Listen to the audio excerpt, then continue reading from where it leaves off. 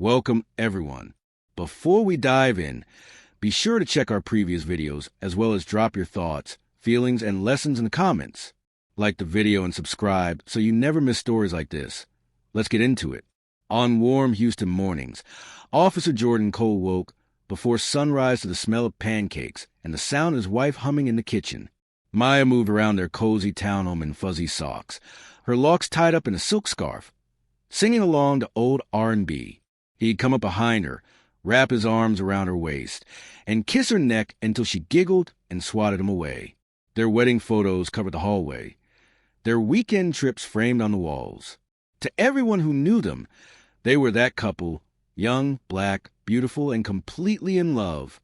Jordan took pride in being a cop who actually cared about his community. He'd park his cruiser and talk to kids shooting hoops, shake hands with old church mothers outside corner stores, and quietly buy groceries for struggling families.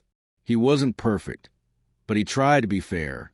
He always told Maya, "If I'm going to wear this badge, it won't be just for show." She'd smile, rub his shoulders, and say, "That's why I married you, Officer Cole. You're one of the good ones." He believed her. He believed in them. Their evenings were simple but sacred. They'd cook together, argue playfully about what show to binge, and fall asleep tangled up on the couch. Sundays belonged to church in Third Ward and brunch afterward, where aunties complimented Maya's dresses and joked about when the baby Cole was coming. Maya would blush and lean into Jordan's side, fingers laced with his. He imagined kids with her eyes and his dimples, running around the backyard. In his mind, the future was already written. Promotions, a bigger house, children's laughter, and Maya's hand always in his. But beneath all that joy, there were small moments Jordan later replayed in his mind. Times when Maya would go quiet if he mentioned certain neighborhoods, or how she flinched when he talked about new drug task forces. Little shifts in her mood he chalked up to stress, hormones, or just a long week. He dismissed them because when you're happy, you don't go looking for cracks. You trust. You assume the person sleeping on your chest at night would never be the one to put a knife in it. One Tuesday afternoon, as the humid Texas heat clung to everything, Jordan sat at his desk reviewing case files. The department had been under pressure to break up a major drug ring operating on the South Side. Rumors swirled about a man named Dante Reed, a careful, smart dealer who stayed out of sight while his people took all the risks. Jordan's lieutenant stepped into the room and closed the door. "We got a solid tip. Cole, possible location on Reed. You're on the raid team." Jordan felt his pulse quicken. This was big. That night, Jordan came home later than usual. He tossed his keys into the bowl by the door, loosening his tie. Maya called from the kitchen. "Hey, babe, everything okay?" He kissed her cheek and nodded. "Yeah, just a big operation coming up. Might be off schedule for a bit." He meant to leave it at that, but when they sat down to eat, he let more slip. Rough area, timing window. How important bringing this guy in was. Maya listened, eyes soft, asking quiet questions. He thought she was just worried. He didn't notice the way her hands trembled. Later that night, Jordan showered and collapsed in bed, exhaustion wrapping around him like a blanket. Maya lay beside him, scrolling silently on her phone. He mumbled, "Love you, May," and drifted off. As his breathing slowed, she stared at the screen, battling her conscience. She'd seen the name Reed on a file he left on the counter earlier. Dante, the one man she never expected to hear about again. Her past and her present had just collided, and the crash echoed inside her chest. She slipped quietly out of bed, clutching her phone. In the dim glow of the hallway nightlight, Maya pressed Dante's number with shaky fingers. She hadn't called him in years, but he picked up on the first ring. His smooth voice slid through the speaker. "Didn't think I'd hear from you again, Ma." She swallowed. Dante listened. "The police, my husband, they're planning something. They're coming to one of your places." He went silent. She relayed what she'd overheard. Time frame, area, how serious they were. Dante chuckled darkly. "You always had my back, Maya.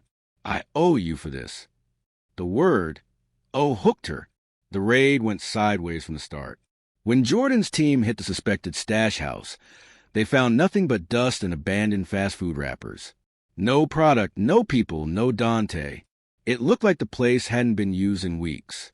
The lieutenant cursed under his breath. Tension simmering in the air. Somebody's feeding him information, he muttered. Jordan clenched his jaw, frustration gnawing at him. They'd been chasing this ghost for months, and now it felt like the man was dancing right out of their grasp, laughing. Jordan blamed bad intel. He never thought to look at home. Over the next few weeks, every move they made seemed anticipated. Planned surveillance routes turned up empty streets. Confidential addresses yielded nothing. Informants whispered that Dante always seemed one step ahead, as if he had a guardian angel working overtime. At home, Maya became more restless. She questioned Jordan's hours, begged him to request a transfer, insisted this case was too dangerous. He assumed she was just scared for him. He held her, promising, "Once we get this guy, things will calm down. I'm doing this so families like ours can feel safe." But behind Maya's tears was a different fear. Dante had reminded her of all the times he'd helped her when she was young and broke, how he'd paid her mom's rent once when the lights were about to be cut off. "You know I never forget loyalty," he said in that old, familiar tone. When he asked for updates, she felt like she owed him. A quick text here, a vague phone call there. She told herself she was just keeping him out of prison, not hurting Jordan. She didn't want to admit that both couldn't be true. Whenever Jordan mentioned progress, Maya panicked. "Why can't you just let this one go?" she pressed one night, pushing her plate away untouched. "There are other cases, other criminals. Why does it have to be this one?" Jordan frowned. "Because this one is poisoning half the city, May. Kids are overdosing. Families are falling apart. I'm supposed to walk away from that." She looked at him with desperate eyes. "You're my husband first, not just a cop. What good is saving the city if I lose you?" The words cut him, but he stayed firm. Rumors of a leak began circulating around the department. Tension growing like a storm cloud. Officers grumbled about bad tips and wasted hours. The lieutenant started asking tighter questions. Who knew what? Who had access to which files? Jordan noticed his own movements were being watched more closely, too. "We got a mole somewhere," his partner, Evans, said one night, tossing a folder onto his desk. "Somebody's talking to Reed. Nobody's that lucky." Jordan nodded, the thought settling uncomfortably in his gut. He didn't know why, but his mind flashed briefly to Maya, and he pushed it away. At home, small cracks widened. Jordan noticed Maya locking her phone every time he walked by, angling the screen away. Late-night girls' nights, with her friend Keisha, popped up more often. Once, when he walked in unexpectedly early, she jumped like she'd seen a ghost, quickly closing a chat on her laptop. "Everything okay?" he asked, brow raised. She forced a smile. "Yeah, just looking at flights for a surprise trip." "You ruined it." He laughed it off, kissed her forehead, and tried to ignore the unease creeping under his skin like cold water. The turning point came on a Friday night. Jordan sat on the couch, half watching a game, while Maya got dressed in the bedroom. She emerged in a tight black dress he'd never seen before, heels clicking softly against the hardwood. "Damn, you look good," he said, genuinely stunned. She barely met his eyes. "Keisha's dragging me out for drinks. You're on call anyway, right?" Something about the way she avoided his gaze, the slight tremble in her hand as she put on lip gloss. It all felt wrong. "Which bar?" he asked casually. "Downtown," she replied too quickly. When the door shut behind her, Jordan didn't move at first. His heart thudded, his instincts screaming. Years on the job had taught him to trust his gut, but this was his wife. Still, he found himself standing, grabbing his keys and slipping out quietly. He followed at a distance, lights off, staying just far enough back so she wouldn't notice. Maya didn't head downtown. Instead, she exited the freeway near a quieter part of town, lined with small office buildings and mid-range hotels. Jordan's grip tightened on the steering wheel as he tailed her into a side street. She pulled into the parking lot of a discreet, not too fancy, not too cheap hotel, one of those places people chose specifically because no one asked questions. Jordan parked across the street, his stomach twisting. He watched her adjust her dress in the reflection of her car window, then head inside without looking back. The lobby lights flickered against the glass doors. Every cell in his body screamed at him to rush in, but years of training held him back. He needed to see. He needed to know.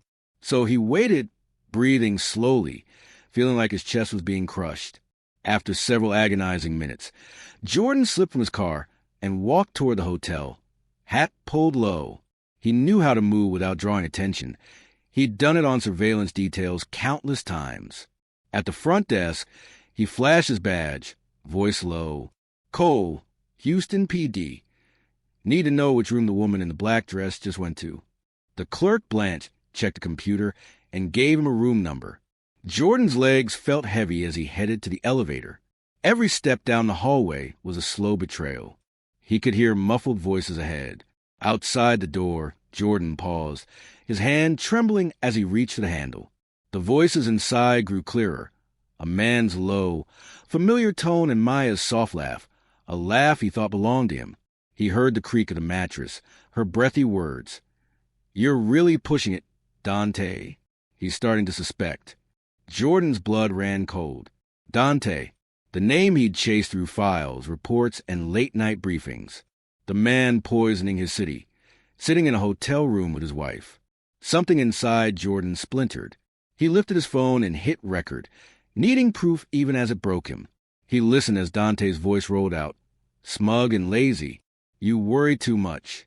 You got me out of every trap they tried to set. You're the reason I'm still walking free. You're not just a wife. You're my insurance policy. Maya responded, voice shaking. I love him, Dante. This can't keep going. Dante chuckled darkly. You loved me first, remember? Besides, you like the money, the gifts. You like knowing you can make him dance without even trying. Jordan felt physically sick.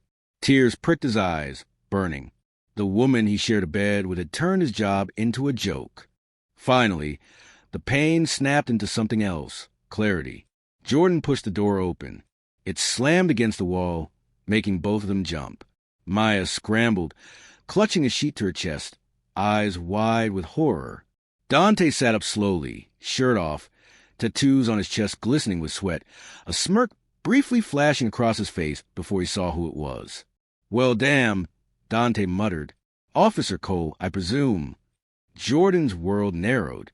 Hands where I can see them, he growled, voice shaking with rage and heartbreak. His gun stayed holstered, for now, but his badge felt heavier than ever. Maya's tears spilled over as she reached toward Jordan. Baby, please. He stepped back, face twisted.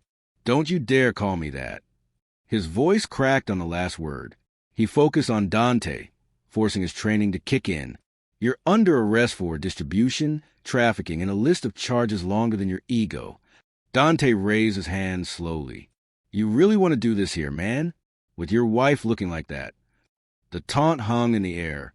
Jordan's jaw clenched. Shut up and turn around.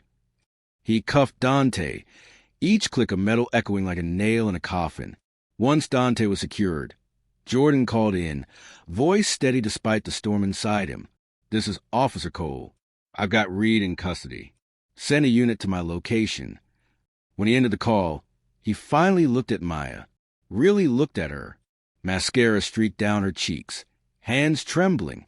Jordan, I'm so sorry, she sobbed. He threatened me at first, and then I didn't know how to stop. I was scared. I didn't want you to get hurt. He let out a bitter laugh. You didn't want me to get hurt? You put a target on my back every time you open your mouth. She tried to approach him, sheet clutched tight. I love you. Dante was just a past. It got out of control. I never meant for it to go this far. I just want to protect you and pay off some debts. Please, we can fix this.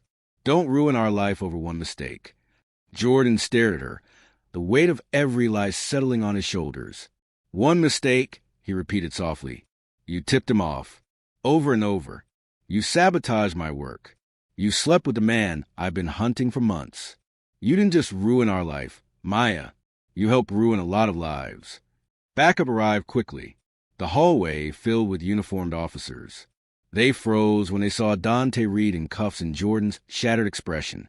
Evans stepped forward. Cole, you good? Jordan swallowed hard. I got our guy. he said hoarsely, then looked at Maya. "And I've got something else." His voice turned official, cold. "This is Maya Cole. She has been providing information to read about ongoing investigations and operations. I'm turning her in as an accomplice. Conspiracy, obstruction, aiding and abetting." Maya's knees buckled. "Jordan, please don't do this," she begged. "I'm your wife." His eyes filled but didn't soften. "You were my wife," he said quietly. "Now you're a suspect." The words tasted like poison in his mouth. Evans hesitated, then gently took Maya by the arm, reading her rights with the same tone they'd used on strangers 100 times. Jordan watched as she sobbed, begging, reaching for him as if he might change his mind. He didn't move. He couldn't. A part of him wanted to grab her, shield her, pretend none of this had happened. But another part, the one that wore the badge, refused to let a traitor walk. The days that followed were a blur of statements, internal reviews, and whispered gossip in the station. Jordan sat through interview after interview, recounting how he discovered the betrayal. Each time he said the words, "my wife," they cut deeper. At home, the silence in their townhome was suffocating. Her slippers by the door, her half-used hair products in the bathroom, the pictures on the wall, all of it mocked him. He thought about taking them down, but he couldn't yet. It was like ripping off bandages before the wound even started healing. Maya's family called, yelling, crying, accusing. Some said he'd gone too far, that he could have handled it within the family. Others, quieter, admitted she'd made her bed. Jordan stayed mostly silent. At night, he sat on the edge of their bed, staring at the indent where she used to sleep. He replayed every laugh, every kiss, every "I love you," wondering when it turned into lies. Part of him wanted to hate her completely, to erase her. But another part mourned the woman he thought she was, the one who made pancakes and kissed his badge before every shift. Eventually, the trial came.